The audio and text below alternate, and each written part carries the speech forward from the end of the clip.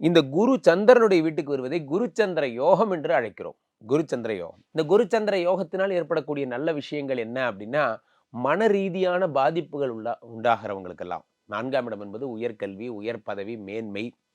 மனசு ஃபெட்டப் ஆயிருப்பாங்க. தொடர் தோல்வி சார். தொடர் தோல்வி. இது எத்தனை என்ட்ரன்ஸ் எக்ஸாம் எழுதினாலும் தொடர் தோல்வி. அது என்னமோ தெரியல. பரீட்சை வரைக்கும் ஞாபகம் இருக்கு. ஆனா பரீட்சையில உட்கார்ந்தோனே எல்லாம் மறந்து போயிடுது. கவலையப்படாதீர்கள். உங்களுக்கு 4ஆம் இடத்து குரு டிஎன்பிஎஸ்சி மாரி, பிஎஸ்ஆர்பி மாரி, ஆர்ஆர்பி மாரி ஒரு காலத்திலே இளைஞர்கள் 1990கள் அதெல்லாம்.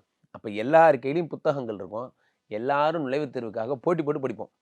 அது ஒரு காலம். அதுக்கப்புறம் என்ன ஆச்சு அப்படின்னா, இப்போ எல்லாருமே யார பாரு ஆத்திரப்பிரனர். இது என்ன ஆத்திரப்பிரனரா ஏதோ பிரனர். அந்த மாரி ஆயிடுறாங்க. வாங்கப்பா யாராவது ஆர்ஆர்பி எழுதுங்கப்பா. எழுதி என்ன சார் பண்ண போறேன்? எழுதி என்ன பண்ண போறேன்?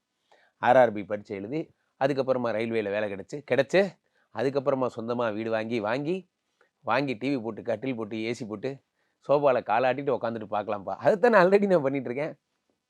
அப்படிங்கிற மாரி ஒரு இது ஆயிடுச்சு. நுழைவுத் தேர்வுகளின் மேல் நாம் நம்பிக்கை இழந்து விட்டோம். நுழைவுத் தேர்வுகளுக்காக நாம் பரீட்சைக்கு தயாராக இருப்பவர்களுக்கெல்லாம் பொற்காலம். நீட்டுத் தேர்வுகளில் எழுதுபவர்கள் எல்லாம் இந்த மாரி என்ட்ரன்ஸ் எக்ஸாம் கிடைக்கல சார். பொன்னான காலம். எப்போ? அக்டோபர் சொல்லிக்கோங்க. திரும்ப திரும்ப சொல்றேன். அக்டோபர் 2வது வாரம் முதல் நவம்பர் 2வது வாரம் வரை பரீட்சையில் ஜொலிப்பீர்கள்.